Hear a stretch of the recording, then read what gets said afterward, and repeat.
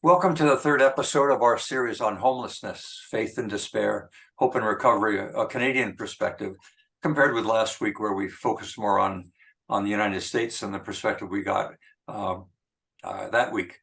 This is the third of our 4 episodes on the topic, exploring how to help people make the transition from public services to community or from failing families to community and otherwise, the cost and the consequences. I'll be the host.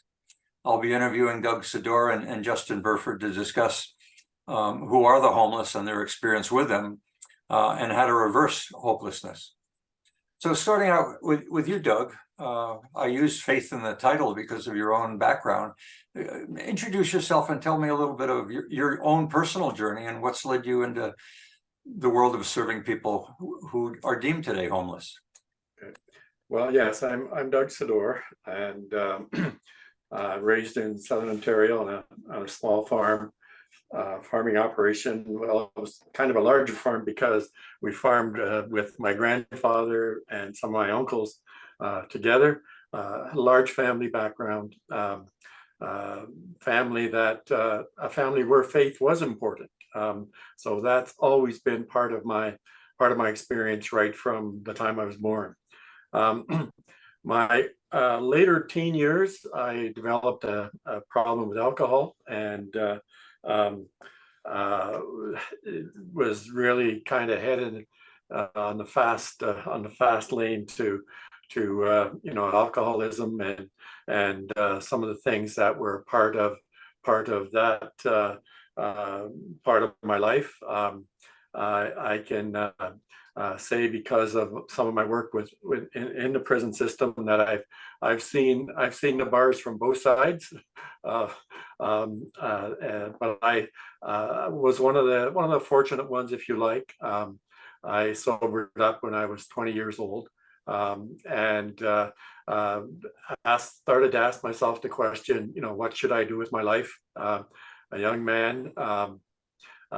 Realized I was going the wrong direction. What would the right direction be for me? And through, that process of, self-reflection and what do I want to do and what should I do and what could I do, I arrived at the idea of pastoral calling. Every community that I've served as pastor, I've also served either through AA or, corrections all the way through. You're now in the Edmonton area.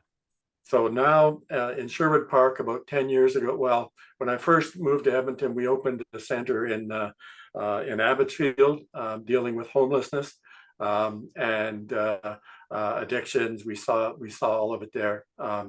And then I was asked to do something in Sherwood Park. So about 10 years ago, we established a not-for-profit, Hope in Strathcona. And we opened an office and began to do peer support. And then 4 years ago, we opened our first house. We're hopefully looking at opening our second and third house here whenever resources come into play. It's second stage or sober living environment. Right now, working with men, but we also work with between 30 and 50 clients in the community, doing peer support, clients that are at some stage in their recovery as well.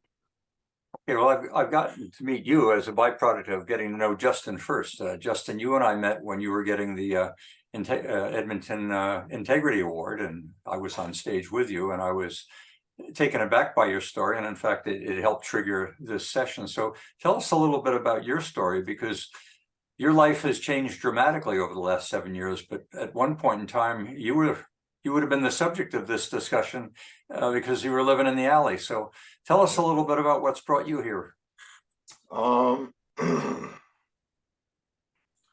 Well, I got sick of always having to, I always was chasing that high or that drink.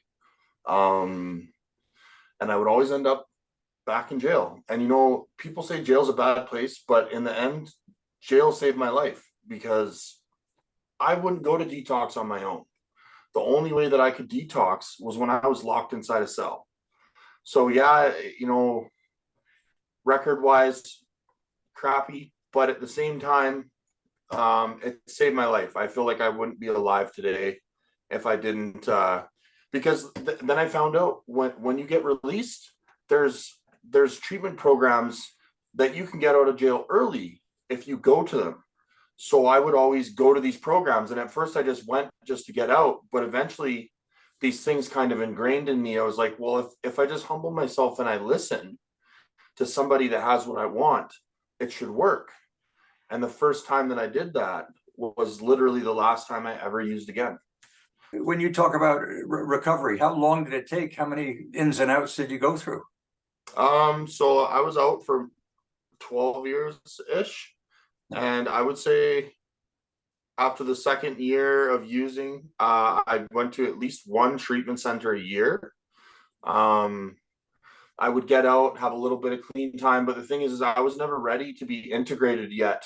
I needed to stay involved and supported by a group of people, which I didn't. I was always in such a rush to get back to life that life would overwhelm me. And the only thing I knew to get rid of that anxiety and that fear was to use again. When you talked to me earlier about being in the environment of the homeless, you talked about being in many communities, not just in one place, but you also gave me a little bit of a picture of who was in the alley, who was living in the park, the tents. Can you give us a little bit of color of who you hung around with at the time? When I was homeless, I hung out with people that didn't steal from me when I was sleeping. I didn't generalize, who it was.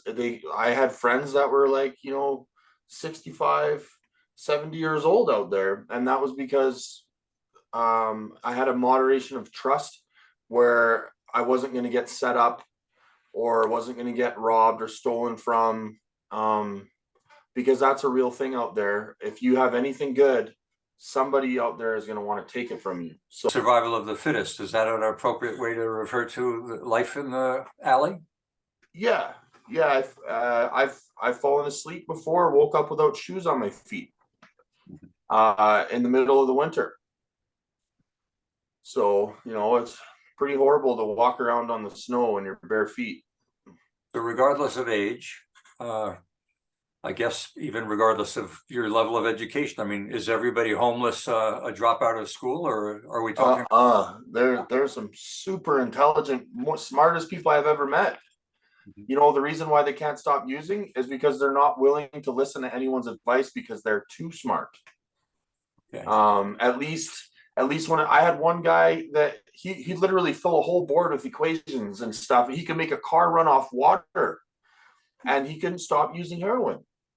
For the life of him, no matter what he did, he couldn't stop. But this guy literally can make a car run off water. Did he know he had a problem? I mean, society says he has some of society says he has a problem, but part of society says freedom is so important. You do whatever you want. We all need to be tolerant and understanding. Did he know he had a problem? Did he view himself as having a problem?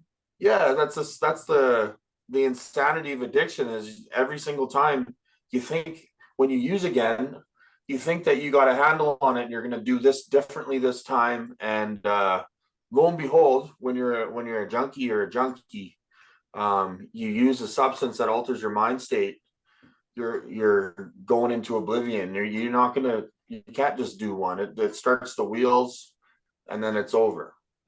So we talked, or we mentioned early on when we putting the series together that we were going to be talking about people who had been served by public services that came out of corrections and the mental health system or child welfare, where they leave foster homes at 18 and they're dumped or they're dropped in the street without preparation, or addictions, which you would zero in on, even people who may immigrate to Canada and aren't received or aren't ready for living in Canada, a cultural transition. And then, of course, we got the Indigenous population, which is another form of institution, living in an isolated environment and then arriving in an urban environment unprepared or unwilling or not ready. Is that the picture that you saw? Is that vast array of people coming from public services?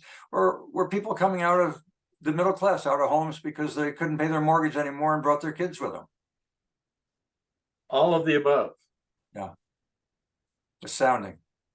All So of the- it's a problem which we've been generally unaware of. We talk about it maybe in the early days when they were decanting the mental health institutions, and mental health wasn't prepared. I mean, they gave them thiazines and they figured they'd be tranquilized and wouldn't bother anybody. But that was just the tip of what now has become an iceberg, and which we're much more aware of than we were at that time.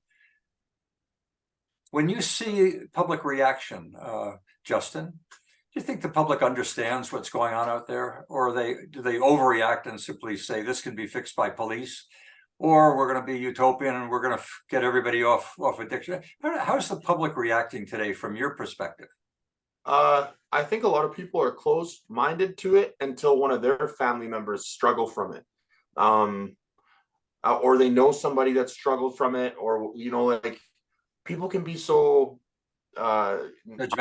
closed off towards all this kind of stuff until they see somebody they care about, or somebody they care about have somebody struggle with addiction, and fight to help somebody or fight to get through it. I feel like there's a lot of closed-mindedness towards it. But that closed-mindedness might be a byproduct of how close they are to it. If you're living down in the river valley and people are living in the woods or in the alleys or in the environment, and you run the risk of your garage being broken into every day, which you were referring to earlier, of those who, in this hierarchy, there are those that go out and steal for others, or others to get something they can sell cheap in order to go buy whatever they need if they're addicted. I can understand why people who feel their property is being invaded might have a different view than someone living in suburbia that says we don't have that problem. I would think so, yes. It took me several years to convince the people in Sherwood Park that they had a problem. And it was an uphill battle. Well, were they in denial because they just were ignoring the problem, or the problem was invisible? You don't see it on the street. Okay. There are no encampments in Sherwood Park. So where are the quote homeless then? They're hidden well, and it's couch surfing. It's that sort of thing. You raise the idea of the family. I know Justin and I, spend a lot of time talking to moms and dads that don't know what to do. I've had parents call me and say, I had to throw my son out last night because he's so destructive in the family. And to say to them, well, where is he now? Well, I don't know where he is now. Okay. Now in Sherwood Park, some of them gravitate obviously to Edmonton, that sort of thing, but it's usually a couch surfing thing. I'll go live with a buddy for a little while and then try to find another buddy, or there's 2 or 3 spots in the park where you could find them, but they're very well hidden. And yes, the impact on family is absolutely huge. So is this a problem that is unique to, I mean, you just indicated it exists in suburbia, but it may be hidden, and we certainly know it exists in the cities in a massive scale in places like Seattle, and certainly growing in places like Edmonton. And interestingly enough, in my research, one of the things that really stood out was that 10 years ago, Edmonton made a commitment that they were going to be out of homelessness by 2020. And here we are today. A lot of money. So we heard from Tim Aubrey that commitment, the individual's commitment, as Justin has said, to make his way out, or the community's commitment to resolve the problem, obviously wasn't enough. Is it a problem of not enough money? It's not a problem of not enough money at that point. It's more, we're dealing with human beings, okay? And they're much like you and I. Thank you. No matter where we find them, okay. And it's a human problem. Humans are not programmable, but they are susceptible to people that will show that they care, that people that want to be involved, people that can relate at some level. The answer The answer is really in the community, and you've talked about that in some of the other webinars. Families make up communities. Communities can band together in groups to really make the difference. Government programs. I'm not going to make political statements because that doesn't help us. But the role of government, for me, the only role that government really has is funding, because they have money. They have money that they took from you and I, we've seen government program after government program after government program that you mentioned 10 years ago we were going to solve the homeless problem in Edmonton, and we poured millions of dollars into that, and we still have a homeless problem. It's got to come down to the community level. I've got some thoughts on that, but I really believe no matter what community you're living in, it's a community issue that needs a community response. Well, let's zero in on government just for a moment. I know you don't want to be political, but let's talk about the reality. The federal government has certainly recognized that we have a problem and has said to the provinces, we're prepared to help, and what we have here is money. And we have laws as well. So between laws, which is a way to manipulate behavior, and policing, which is a way to bring law and order to the table, or as Justin said, even bring a little bit of social work. It must be a real problem today to be in policing when you're expected to maintain the law, but at the same time you're expected to be somewhat of a social worker to help these people in the sense of getting out of the park, getting out of the alley. But coming back to my point on government, program after program after program, do they ever close any down? I've noted before there are 23,000 nonprofit societies in Alberta. That's one for every 150 people. If they're going to be serving Justin, he's probably got a lot of service agencies. Maybe they don't even know one another that are helping him. And collaboration, these workers, they actually start to become the problem because people are feeding off them or wishing they could help them. Justin, you receive support without prompting from the police, inadvertently, by giving you a stationary place with safety, security, and sustenance, and then left. Did they hold your hand? Did they kick you in? Did you get beaten up by the police, or were they supportive? It depends, because I've had some police that genuinely actually cared. They knew I was struggling with an addiction problem, and they had helped me out. And they tried to help me with where I could go after. They made sure I got an extra sandwich because I looked like a starving hostage. Because I wouldn't eat for days at a time, probably wouldn't eat till I, woke up in a jail cell. But then there's also some cops that beat the crap out of me, just because I was loaded. I wasn't being ornery. I've never, assaulted a police officer or any of that stuff. It's like they have a chip on their shoulder from being picked on in high school or something, some kind of underlying issue where they take it out on, or they're frustrated with dealing with it so often that they're starting to take their frustrations out on people that don't deserve it. So it's like I'm empathetic to their situation. At the same time, people with mental health or struggling with addiction, they need a different kind of understanding, and there should be training to help police deal with people in that lifestyle.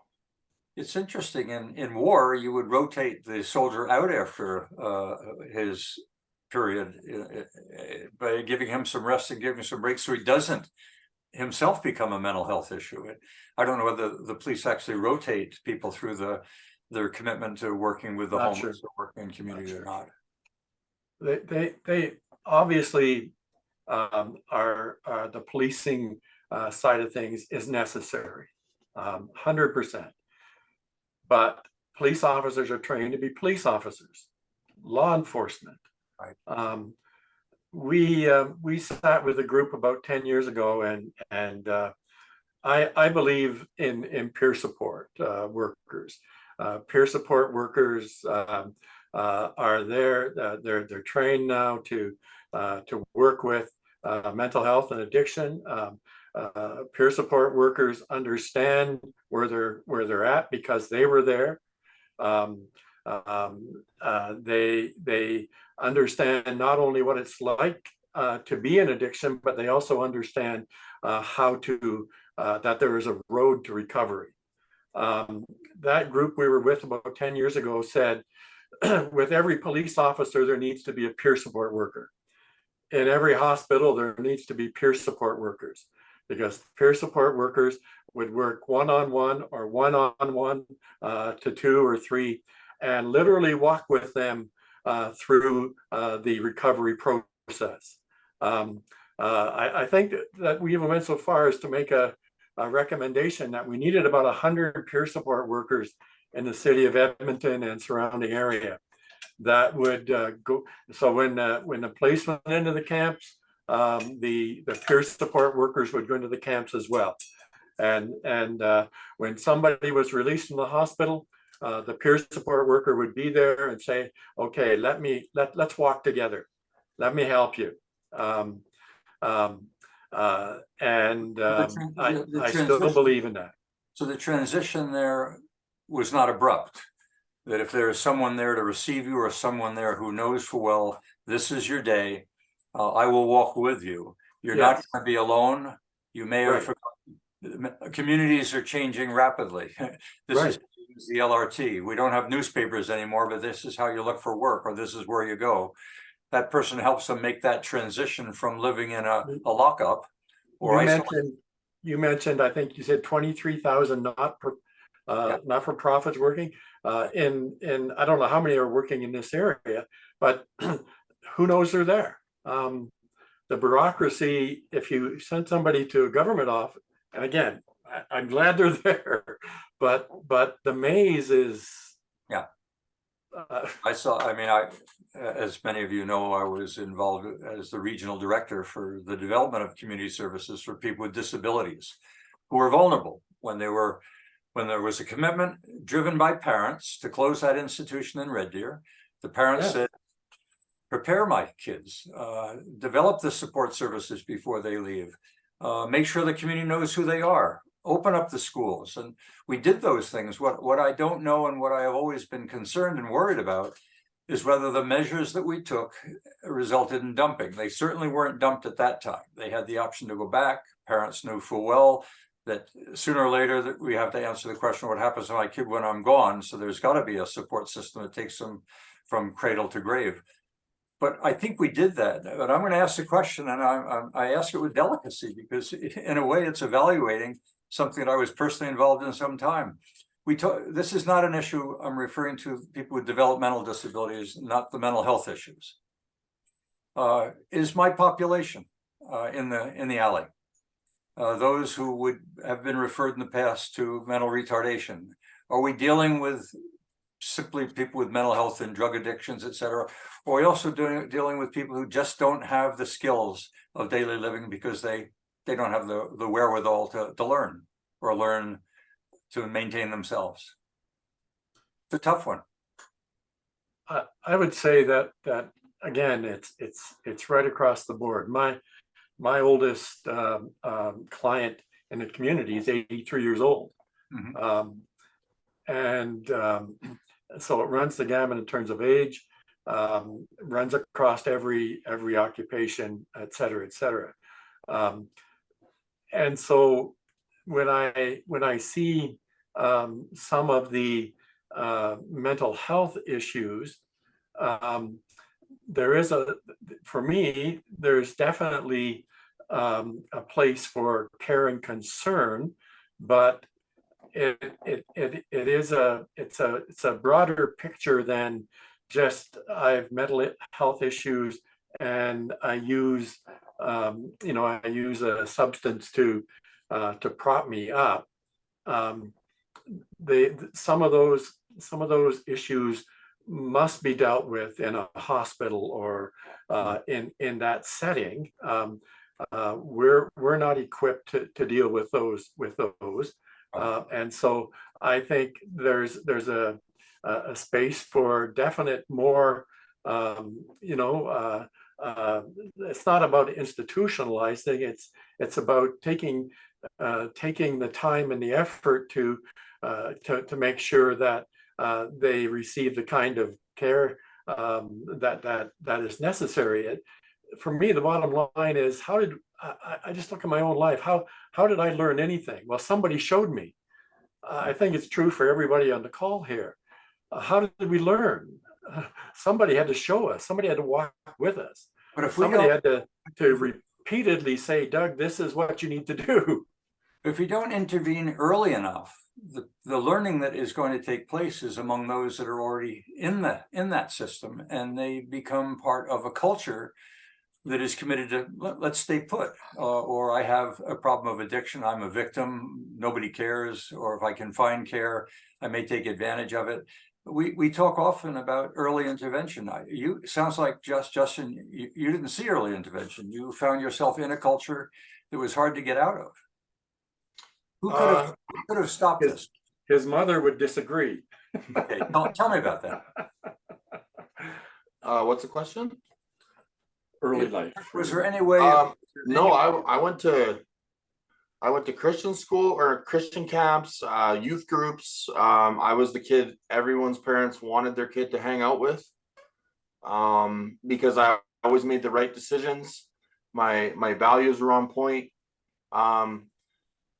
I really wanted to fit in, and we moved to a new town. That kind of triggered something for me.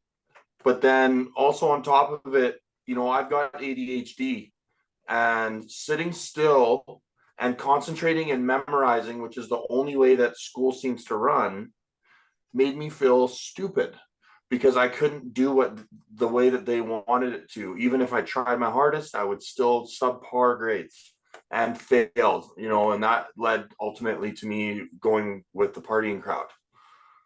And a lot of people in addiction actually have ADHD that they're medicating because they can't concentrate. School makes them feel stupid. They don't have the skills to pick up a book and memorize all the answers to fill in the blanks. Like if you give them something where they can draw a picture or to do something hands-on, they seem to be able to do it better. School was a big reason as to why everything went down the wrong road. Well, I think the schools are trying themselves to figure out what role they can or should play at a time when they are being overloaded by expectations that their role in locus parentis, which means when you're in the classroom, the teacher is your parent. The teacher probably has more time with you than the parent does in the school system as it is today. And with double income families, with a woman now in the workplace, not in the home, the schools are sort of the fallback. And problems that we've been talking about are being addressed now in the school system, not in the home. That is one hell of a challenge. And I think the schools are wrestling and confused with what their mandate was with what it has become. And we'll be talking further about that, by the way, in our series entering into November, Is Education Failing?, which will bring forth some of the complexities of the population they're dealing with today. I want to turn now to the delicate topic of institutions. And I'm not going to call them that, but early on, we talk about housing first. You were in a cell, a form of a house. You had sustenance, you had shelter, you had safety. We've talked about group homes. At some point in time, when public gets really, really frustrated, we've seen in Detroit taking containers and lining up containers and putting them next to a park and saying, here, we'll domesticate the container, live there. That's shelter, that's a house. My fear is that if this problem festers too long and the public becomes too frustrated, we may end up using facilities as a solution and minimally saying, oh, we're offering you safety, we're offering you shelter, there'll be food there. But in time, you've seen what it looks like, you heard what it smells like, I can't tell you what it smelled like. In time, we're back to the institutional model again. We've talked about care, sort of the beginning, that the absence of it is a contributor. and the presence of it is good but not sufficient. What do we do to get out of this? What can we do to give the community some sense of hope as opposed to messages that this is growing? What can we say? What can we do, Doug? I'll come back to Justin. Okay. I think, yes, I'm not saying that, if we could just, open up a park and, put in some kind of house kind of scenario. In Maine, they're giving up tents. You go to a center, you get a tent. Well, so what I am saying is that housing, yes, the idea of some kind of security is definitely important when we deal with people that are coming out of a treatment center that have no place to go. So yes, they need a place to go. They need the housing, but they need the wraparound services. And by that, what I mean by that is we're starting to work with some of the agencies in Sherwood Park to say, okay, this is a piece of the puzzle that is missing for this individual. Some of the individuals coming out of treatment are ready to go back to work. They're ready, and they just need a little bit of support. Obviously, they need a place to live, and they need a little bit of support that we can provide for them.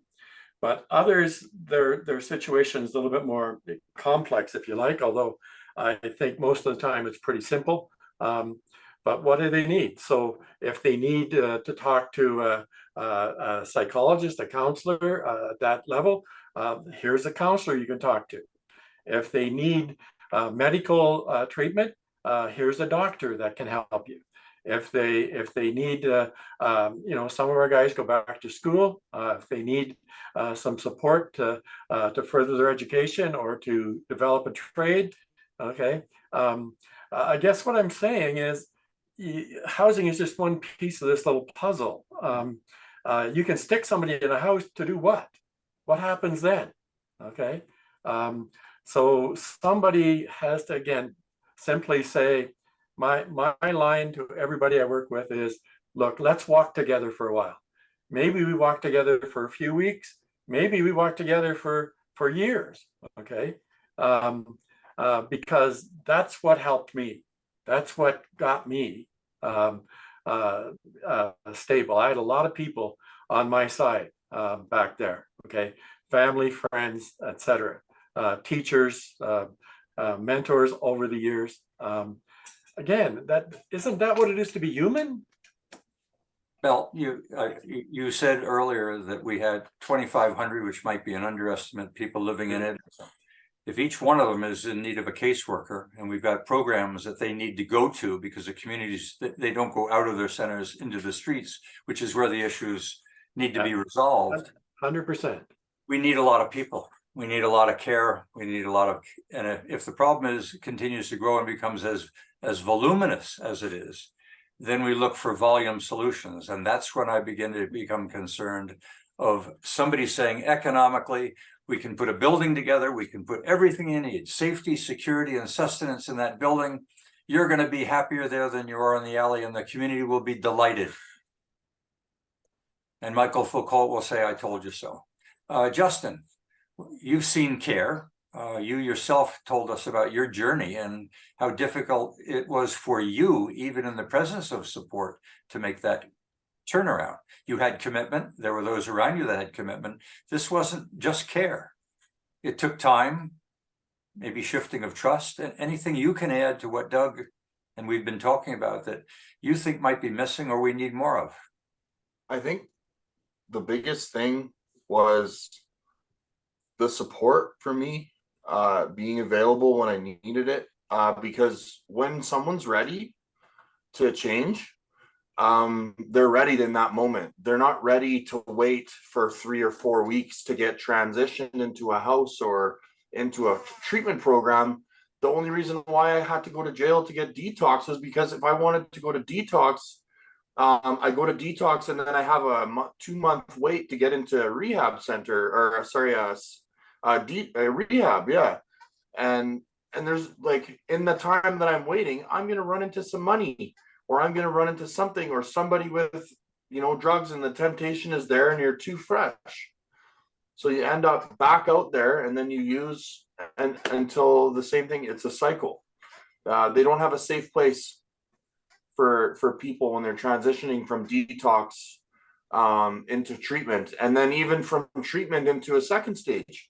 We don't have enough beds. We get contacted all the time when our place is full, because we have guys that actually, you know, they stick it out in our house for a year. Right now we got 3 guys that have almost been there for a year now.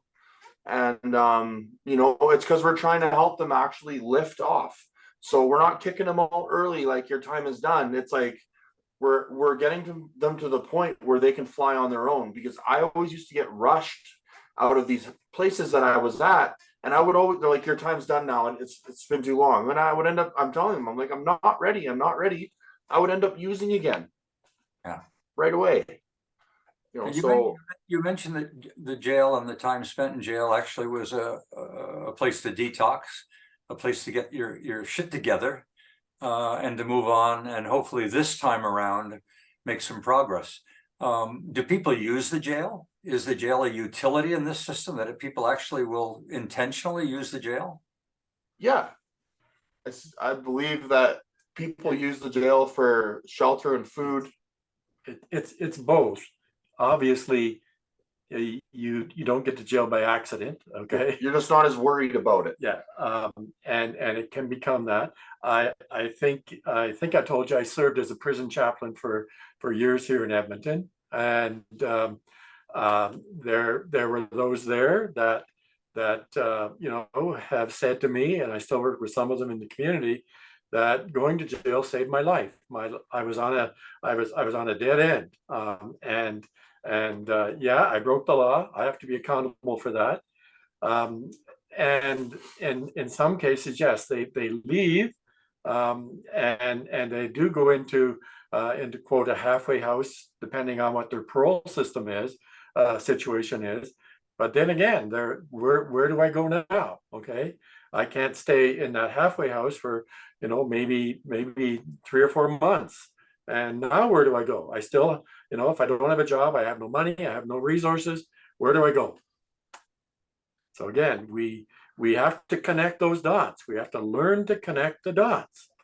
So in recognition of the need for that 24/7 support, and or you get it when you're ready for it. We've seen programs that are zeroing in on affordable housing as somehow being either an answer or a contribution, and mortgage rates seem to be going in the wrong direction. Private sector reluctant to build when in fact there isn't any profits to be made. To what extent is actually the availability of a facility and of housing an issue, or is this simply a real estate deal? I think it's a real issue. Affordable housing for you and I mean one thing. Affordable housing for somebody coming out of a prison or out of a treatment center is impossible. You're not talking about affordable housing. You're talking about a place, Free housing, with a roof over your head, and low cost rental, but not a slum. Very low cost. Yeah. Okay. Well, I mean, you know, I didn't say it tongue in cheek, because in the research, when I looked at Maine as an example, I mean, there were communities that were literally creating tent cities where they had food stations and they had portable washrooms, and they accepted the fact that tent city may have to be a fact of life because we don't have anything else. And then there are others, as I mentioned, the sardine cans, or in Denver. And then there will be a community sooner or later that will build a facility for 500, and we'll be going that direction, which is what the prisons are essentially today anyway. If we'll learn next week, the prisons have become the fallback. Yeah. Mental health, that's where they ended up, and they're frustrated that because like the last room. Again, if you're a policeman, what do? Right. You find somebody on the street that's either high or they're schizophrenic, they're They've, you know, they've at that moment lost touch with reality. What do you do with them? So yeah, that's part of that. If we're talking just housing, yes, I don't, you know, build as much as we can, okay? But that's just one piece of the puzzle. That's just one piece of this puzzle that we're talking about. But if it's a missing piece, I mean, if you talk about a system functioning and that piece is missing, I agree. it all breaks down. But there are many pieces missing, and in some fact, some pieces we've got too many of. And we talk about the community agencies don't collaborate. It's been my observation. I served as the mission director in downtown Winnipeg for about 3 years. I said it then, and I say it again. We haven't connected the dots. That these services are there, even in our community in Sherwood Park. There are lots of services available that most people have no idea that they're even there. Even our clients coming in have no idea these services are there. They might only need one of those services. But if they don't know where to go to find that service, then they're left to their own resources, and left to our own resources, we always go to our fallback position. As you talk, I think back to a model we tried some years ago that seemed to work pretty well for the agencies. Is we divided the city into quadrants, and we gave an agency responsibility for that quadrant. So there was some competition among quadrants to do it right, and to keep people from flowing in and out, and to coordinate the people that were in that area. So you weren't dealing with an entire city. You were dealing with smaller pockets that gave you a chance to coordinate on a more local level and address the volume issue, because you'd broken it up into some small pieces, but not so small like an institution, except it wasn't an institution, it was a region. And that small area got managed by that individual who brought all the parties together periodically, because they could all fit in a boardroom. Yeah. That model, I'm not sure that model is being tried. I think we're trying to, well, as we talked about last week, I mean, metaphors get messed up. I talk about boiling an ocean with a cup. That metaphor is a bit messy, but I think you get the point. We're trying to, I think, solve the problem of a forest by throwing a whole bunch of trees into it, and without getting a good handle on, can we handle this, just this little territory, and get it right? What about you, Justin? I mean, you went into cities and you saw the mess everywhere. Did anybody get it right, or was anybody getting it right from the perspective of someone trying to live as a tree in that forest? Yeah. Well, I was released to a place in BC. I was released to a minimum security treatment center where a lot of guys would get released. It was where I originally actually maintained my sobriety, because they had a second stage. It was like an apartment complex, and it was literally on the same property as the first stage, where all the counselors and doctors and stuff were. So once you're done in the first stage, you literally walk across the parking lot and you have a bachelor suite to yourself, where there's a whole bunch of support still. You can still go into the first stage and talk to your counselor. There's the staff. Like, it just kind of keeps you on. It kept me on point. I stayed there for a year. I wasn't gonna leave until everything was good. Until I had a job lined up, and until, you know, like, when I moved out, I moved in with somebody that had multiple years sober. So like, I was moving in the direction of the people that were doing what I wanted to do. Mm-hmm. Okay, so that community had a plan, and they brought the pieces together to form a plan without a bunch of irrelevant pieces. Yeah, overcomplicating things just makes people go back out. Well, it makes it a little easier for the individual to become their own caseworker, to work through that, and becoming, well, reflecting what we've been calling agency, and that is taking responsibility for your own future. With that help and care around you, Doug, that you refer to, I want to step back a bit and discuss the concept of freedom. And now I'm back up at the tree level. Some say maybe this problem has existed forever, or maybe we've complicated and actually contributed to the problem with the degree of freedom that exists today. the freedom of access to drugs, the freedom of access to money, the freedom of, well, a society has become so liberal that everything will be available and no one really has to be responsible. The public's expected to be tolerant. Do we need to step back a bit and begin to get a handle again on the extent to which there's an element of responsibility for yourself and for community, for the people that live in that community? I'm going to come to you in a minute, Bill, because I know out in Drayton Valley, you're wrestling with the extent to which it's a public issue versus a personal one, and how do we harmonize these two? Do you want to jump in there, Doug? Because I think you've had a chance to think through how do we get started, and is this a problem just of this century or just of this year? Oh, it's it's as old as humanity. Okay, the pendulum right now has swung too far. So Perry, yes, the mantra "I can do what I want, when I want, how I want" is at best it's a myth. On the other end, it's totally destructive for a human being.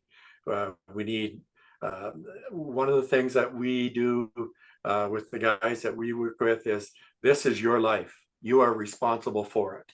It's not your parents' problem, although you've made it your parents' problem. It's not our problem. It's not society's problem. All of that's involved. But guess what? It's your life. You have to accept responsibility for it. Okay. One of the things that I did as a prison chaplain was, look, guys, you're here because of your own decisions. You're here because of your own actions. If you want to get better, it starts there. I will be accountable for my life. It's my life. Yes, I am free to run it any way I like, but there are consequences. Again, connect the dots. If you do this, this, and this, guess what? Your life is going to be a mess. If you do this, this, and this, no guarantees, but your life is likely to get better. Personal responsibility. There is no freedom without personal responsibility. Some years ago, I was involved in putting together in St. Albert, I'll mention the community, a forum of what it was like to grow up in St. Albert, a suburban community, reasonably well off.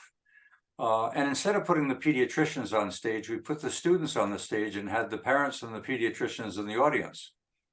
And we facilitated a discussion where the students began to talk about what life was like in that community, which was not a community of have not, but a community of almost too much. And the students talked about wanting to have cars, wanting to have money, wanting to have drugs, wanting to have nice clothes.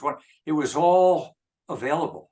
The money was available. The parents didn't know the life that their kids were living outside of the house. There was a huge disconnect, and the media picked up on it. And for 6 weeks, they told stories about what was going on within the community with their woods parties, etc. The parents had no idea what was going on with their kids outside the house, or even in the classroom for that matter. There's an issue in itself. And that's a part of it. We've said, and we've tried to work with groups in our community that are beginning to understand, when the family breaks down, our culture cannot survive. The family is the basis of society. When that breaks down, society has no foundation, has no anchoring point. One point you have not made, and I think it's illustrative. We haven't talked a lot about the role of the professional. We've talked about caring. We've talked about community. We've talked about neighborliness. We've talked about people being available.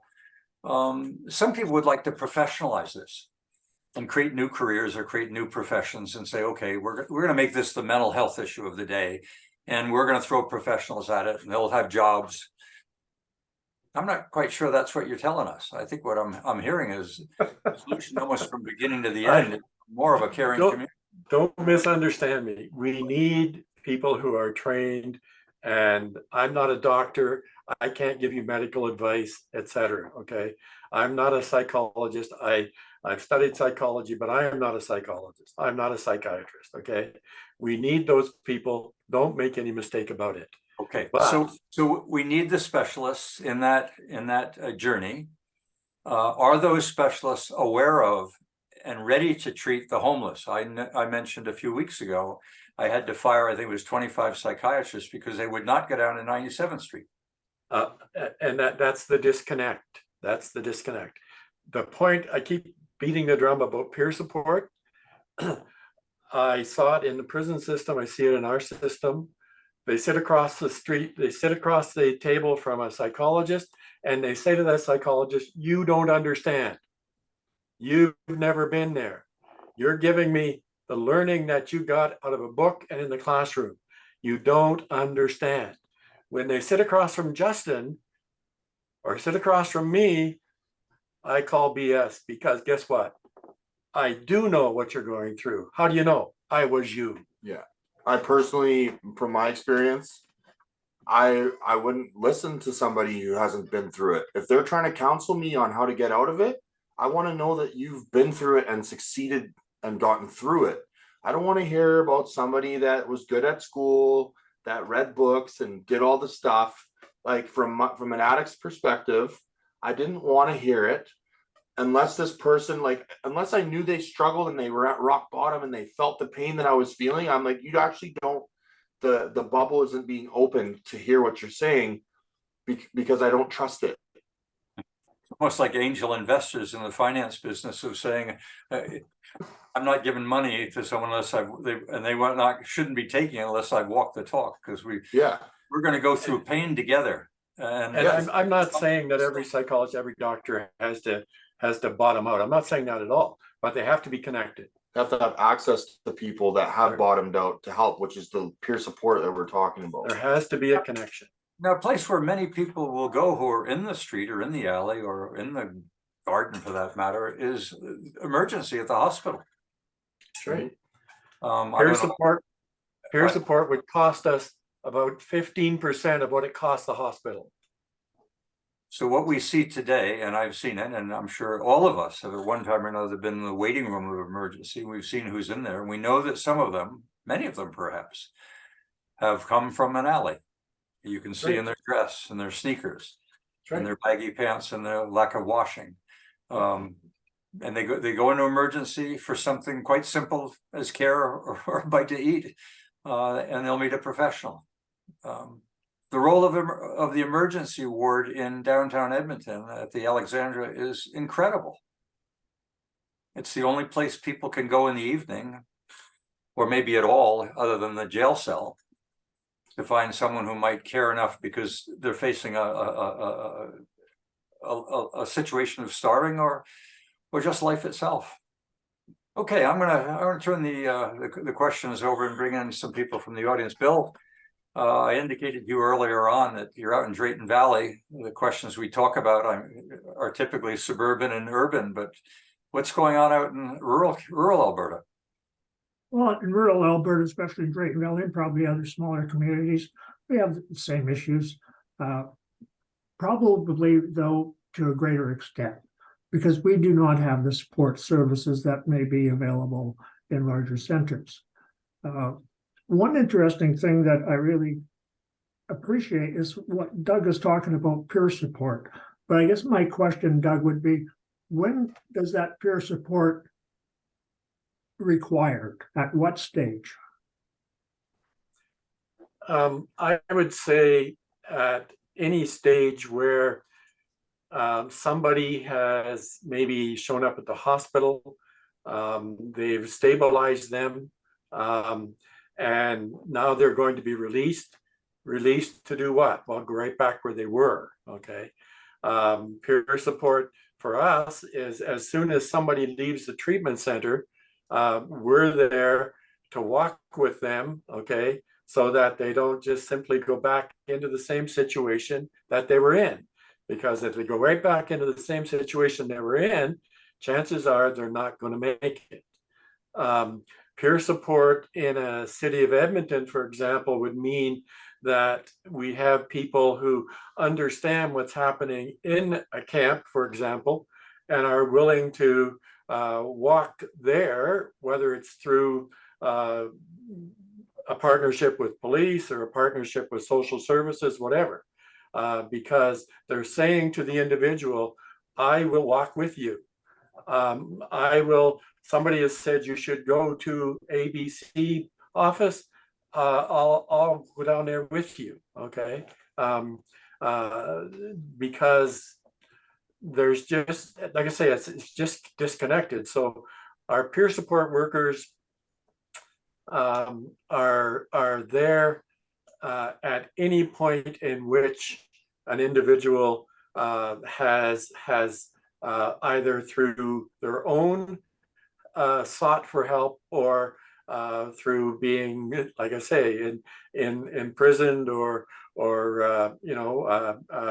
hospital, whatever. Because what we find is that once they're released, so to speak, they go right back into their situation, and it's never too late, but it's kind of almost too late. So peer support is there wherever there's an opportunity to work with somebody. That Do you feel that would work with, sorry, Perry, Let me just would that work for mental health as well as addiction? it will work with mental health if there are resources available for the individual that needs the help. We don't do much with mental health, although substance abuse disorder is now a part of that mental health process.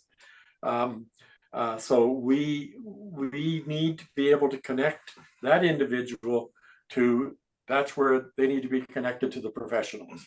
Yeah. But even then we can show up there to support them as they go through that process with the professionals. There's probably two ways to look at this question. One is at the individual level, and one is sort of at the community level. When you look at it at the community level, there are transition points.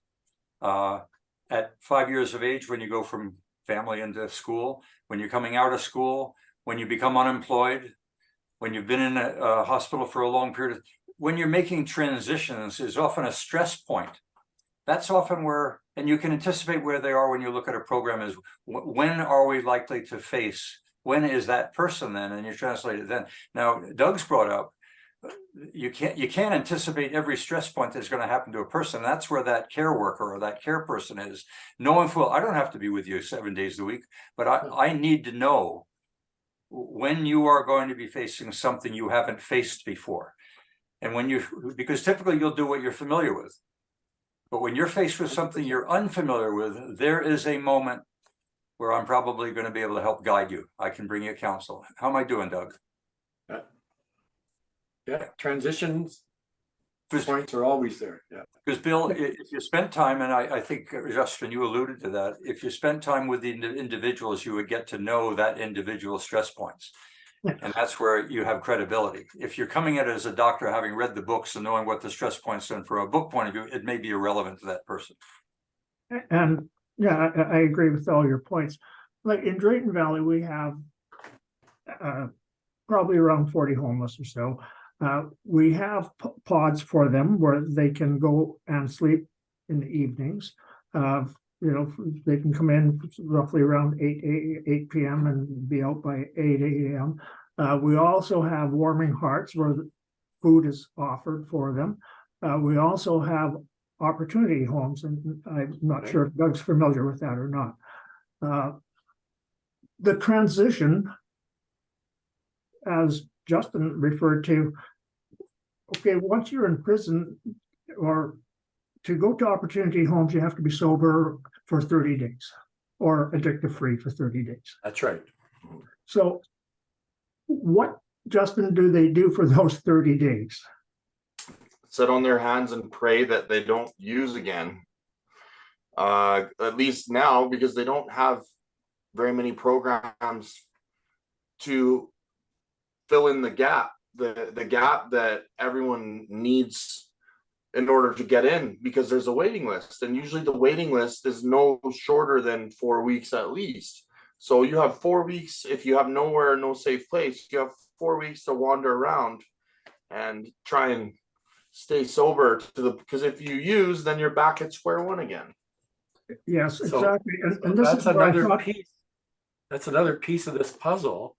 Is call it pre-treatment, call it whatever you want. Okay, so when somebody's ready, they're ready at that moment. Tomorrow, next week, they're not ready anymore. Okay, so there are these gaps that Justin has identified. So is there the potential for like an AA where you have some kind of group where there is a opportunity for them to join and 100%. get that support? So 100%. how does one advocate for that, or how do you do that? Do you have a group that's meeting in Drayton? No. You need to send me your information, and we can help you with that. I can do that, Bill. I'll get you two together. Just send me an email and I'll, yeah, I think you know how to get hold of me, or I'll get hold of you. And we'll Okay, make, thank you. Yeah, I'd be happy to talk with you, Bill. Thank you. I mean, AA is a well-regarded and has been through this at the individual level and certainly at the community level in terms of what you do, when you do it, how you do it, where you get your financing for. And it's got a good success record. I have to tell you, I don't do this very often, but here's a moment, a little bit of levity. Some years ago, when I was working with people with severe disabilities, a population none of you are probably familiar with, because I'm talking about multiple disabilities. And it was a very difficult time because we were just in the process of putting community service infrastructure in place. And we knew there were families that were holding on, that were on waiting lists, or were using a program. And I was to meet with that program one day, and I arrived early. It was in the basement of St. Joachim Church in Edmonton. As I sat down, I'm sitting next to what I presume was a father, and he and I got chatting, and he began to reveal to me some of the stresses that was going on in his life and in his family, and the violence. And I'm thinking, as he's talking, we've got so far to go. It turned out I walked into an AA meeting by mistake. However, there needs to be levity in the world. Levity there is in the world, and Justin, when I talk to you as a human being, not as a quote addict or someone who's been reformed, there's humor in your life. There are moments in all of this that, when you reflect back on it, we're bad, we're terrible. You wanted to get out of. There must have been something in there though that you could smile about. Anybody you met, any experience that you might have had that you carry forward that was on the good side? I've probably met the most genuine, caring, selfless people on the street. I know people, and was one of them, that would give the only hoodie off my back just to have a friend, because you see that look on their face when you give them the only thing you have to keep you warm, or they give it to you. It's just like, you just want to show that someone that they're loved, or to have the feeling of being loved, is super important. There's some interesting characters. I was one of them. Is this a male problem? Were there women are women in the street? Oh yeah, the thing with women is they have way worse, because when a woman, like on East Hastings, if you're a decent looking girl and you're on the strip, you got every creep left, right, and center trying to give you drugs or give you money to try and get underneath your clothes. And all the bad things that happen when girls are passed out and all that stuff. Like, the street is it's also bad for men in that aspect too. Just men don't talk about it as much. Yeah. Well, we talk about survival of the fittest, and I think you brought that principle that it quote is like a jungle. If it is like a jungle, you would think that a criminal element may end up emerging. This is what the chief of police in Edmonton was alluding to in a conference recently. Is there a criminal element involved in the homeless world? Not with everyone. A lot of people are just trying to live their lives, but there is definitely, the people that aren't addicts that are selling all the drugs, they're using the homeless population so they don't have to go and sell drugs to them. They use somebody to give their drugs to sell drugs to the homeless population so they can keep themselves padded from actually going down there. But they're definitely preying on these people because they're their best customers. They literally all day, all they're doing is getting money to get high, and then getting money to get high, and then getting money to get high. So they are preying on them. Are there buyers and sellers that take goods that have been stolen, that they become their, whatever they're called, distributors. I'm So like selling it. hawkers. Yeah. So it's basically like a pawn shop without the background check. Exactly. Yeah, there's a lot of that. It sucks because a lot of good people get robbed blind by people that aren't even bad people. They're just so sick from not having dope that they'll do whatever they have to do to get it. And that's where the violence comes in, and that survival is how to survive in an environment where the give and take can sometimes get violent, or there's a criminal element that is clearly not behaving in your interest. The caseworker becomes someone you can talk to that may help you move away. But we've heard that if you don't get early intervention, if someone isn't going to interrupt your journey into that jungle, you get stuck in it. It's really, you better find a big guy to become your friend. Yeah, or get big. But I mean, in addiction, good luck getting big, because all you're doing is shrinking. I was 100 pounds lighter, easy. I hear you. Yeah. There's a lot of observations in the chat, many of them thank yous, and many of them simply reflecting on excellent discussion.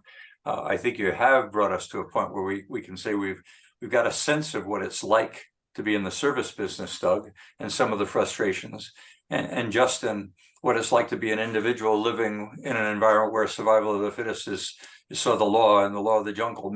Yogi, you got your hand up, a point you'd like to make? Yes.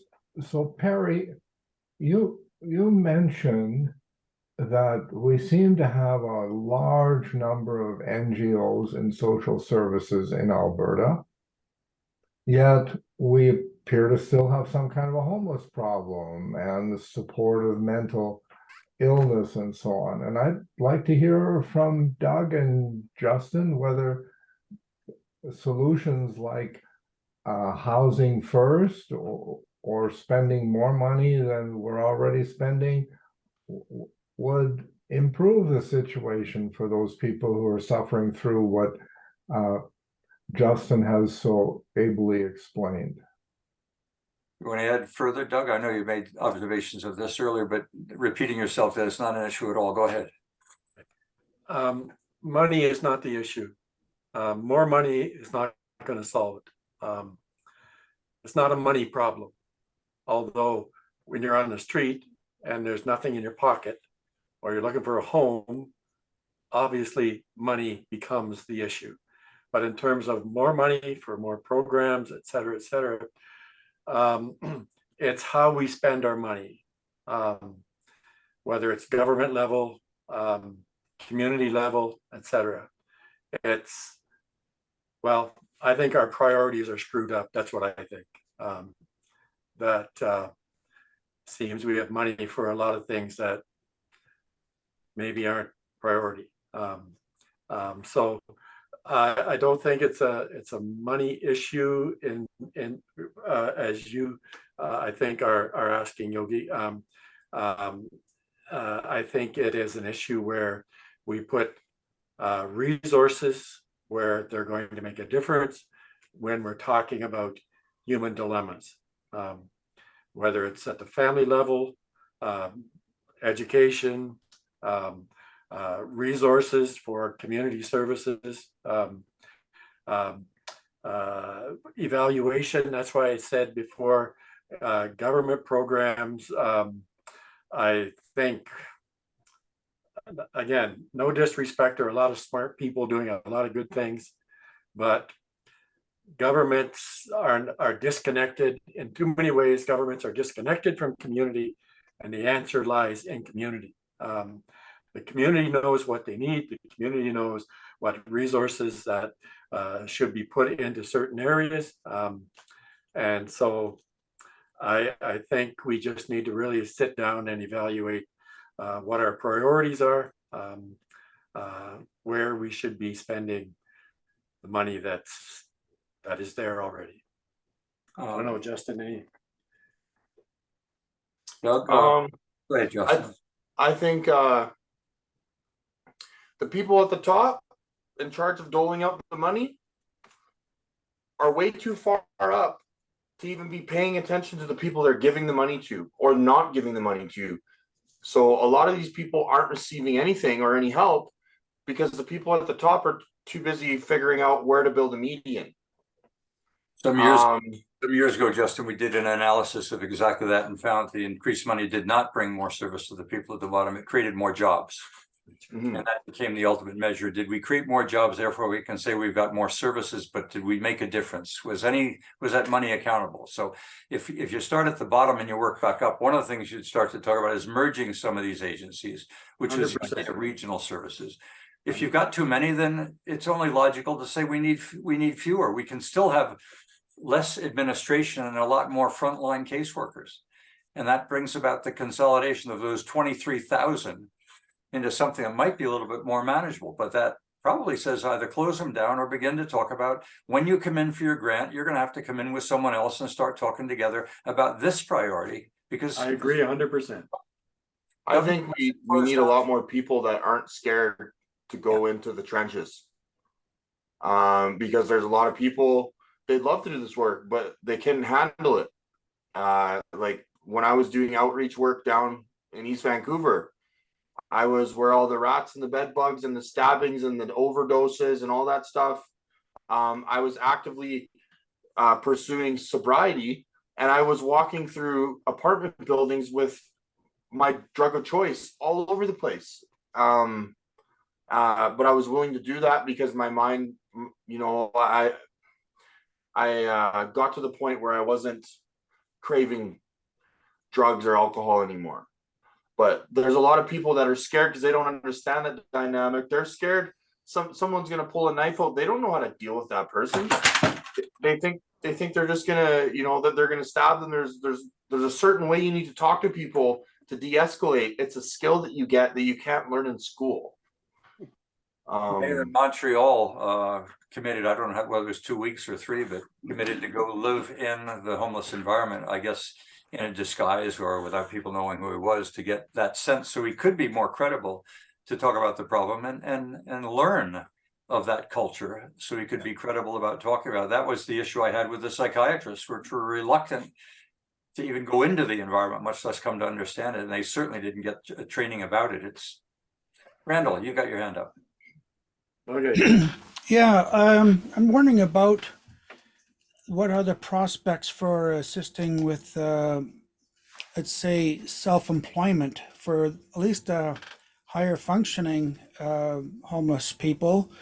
I'm assuming that a large number of homeless people are there because of bankruptcy or, loss of an income. And yet they might have had a career of some sort. They've got life skills. Even if they've been involved in gangs, they've developed, economics, marketable skills that are transferable. Yeah. And so Wayfinders Business Cooperative is looking right now at Chinatown and wondering, is there a program that we could offer that would help work with the agencies and bring some of the, let's say, higher functioning people into self-employment? Any thoughts on that? I don't have an answer, because those are some of the questions I think that have to be asked to our business community, for example, et cetera. I don't have any background in that whatsoever. Well, wasn't there a center, Doug? You're definitely onto something. That's definite need that I think is there. Is there Employment a is town though that if you are looking for labor, they provide day labor opportunities, and the homeless would gather there to get those short-term jobs. Right. That job center, what's that called, Randall? There is such a place today, but maybe. Well, yeah, I know about it years ago when I was involved at the Boyle Street Co-op, which is now Boyle Street Community Services. And I'm not sure which agency, could be the Bissell Center, or there might be more than one of them too. So we're just starting to look into this to see who's doing what. We'll create a map of the agencies and the roles that they play. great idea. Developing relationships. There are models where employers looking for short-term labor will submit those needs, and they will come, they will be posted daily, and those who are homeless or unemployed or looking for work or short-term will gather around those, waiting for those job postings to occur. That's exactly what I think you're talking about, and good on you. I'm delighted. And I think that's the point that I'm trying to make. Even as I look at the faces here, there are a lot of smart people right here, okay, that really have good answers, that need to be heard. It's What's fascinating, Doug, is last week and this week again, the people that are having the discussions are typically retired. yes, I'll be 70 in 3 months. Oh, and I'll be 82 in 3 months. But regardless, we do have time. We do care. We do know what communities are. We had some of us successful parenting. Yeah. There are things that can be done with a population that is being told, get into a rocking chair and retire. Baloney. These can be some of the best years of your life. And I don't mean the words giving back. I mean, this can be joyful, Justin. There are people who you worked with who truly cared and wanted to have some time with you. Well, thank you for saying that, Perry, because maybe we'll sign you up as one of our business mentors for these people. Well, I just make referrals. Okay, well, that too, but that would be one of the components is mentorship, right? And we have course curriculum. I used to be a business coach for people who were on unemployment insurance, and that program was funded by government. So this is not a big stretch. It seems to me quite doable. Yeah, well, I would agree with you, and I think good on you. And if you don't get it right off the bat, try again. Yeah. Ready, fire, aim. That's my motto. Justin, you've been with us. We've gone on for almost an hour and a half. Are there any observations you'd like to share with us? Lessons that you've learned that we might want to take home with us? I think the biggest thing is just to always give back. Whenever there's an opportunity, something to put your heart in. When it comes to recovery, or when it comes to helping the homeless, or I feel like the more people that just actively just do it without wanting recognition, just kind of, random acts of kindness, try and help someone lift off, or put your efforts and your heart into something that lights a fire inside you. So that's the reason why I'm still sober, is because I keep giving back.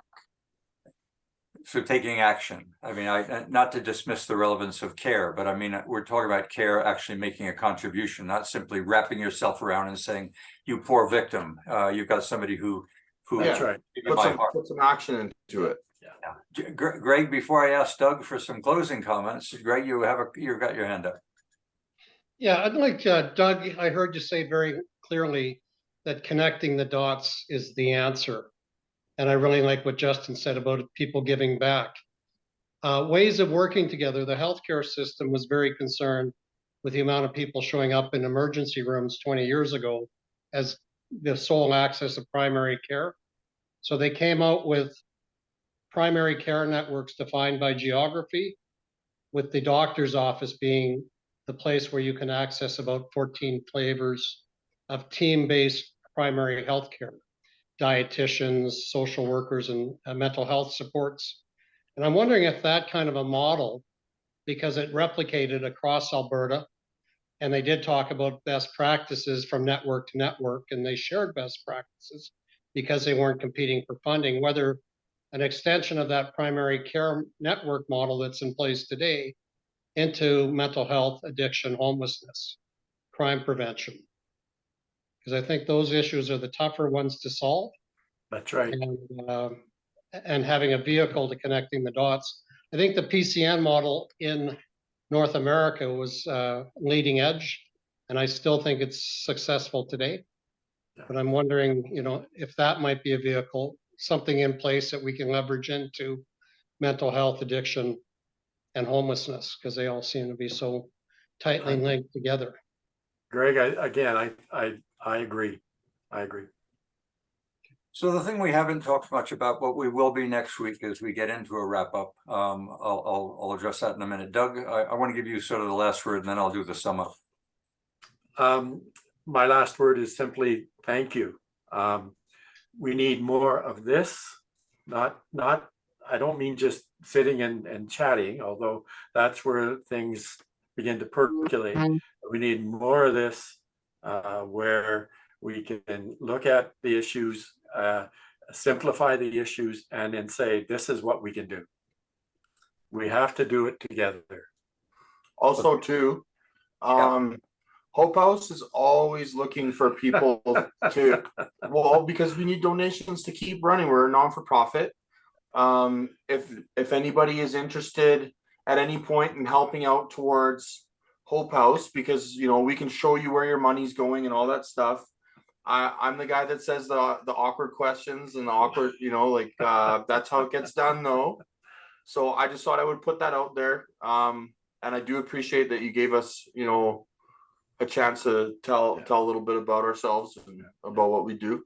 Here's an offer. I mean, this is spontaneous. It's off the cuff. Send me a note, like an ad, and I'll insert it into the next newsletter. Okay. Okay.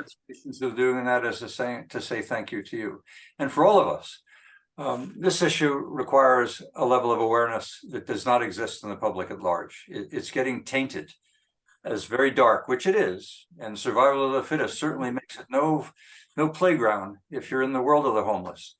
But it's an issue that affects and can affect all of us, whether they be unemployed or a child coming out of foster care or someone being released from prison or from the jail for that matter. And certainly we hear of it as mental health. It's not one issue, it's all of those issues. And as a minimum, we know we need accommodation, we need sustenance, we need shelter. But what's missing so often is care. And I don't mean care in simply wrapping hearts and flowers around, but being there when someone is in need of one of those elements. So when you walk by someone who's homeless tomorrow, recognize you're talking to a human being. And while he may not have the smile on his face and he may be hungover, and it isn't just sympathy he needs a holding hand. He may need a piece of bread. He may need 50 cents in his cup. Give it a thought. For all of you, thank you very, very much. It's been an informative, you've far exceeded my expectations, Doug. Justin, no disappointment at all. You're an excellent speaker. Let me know when you're speaking again, but send me an ad. And for all of you, thank you very much. We can wrap it up, Claire, and have our little after party. And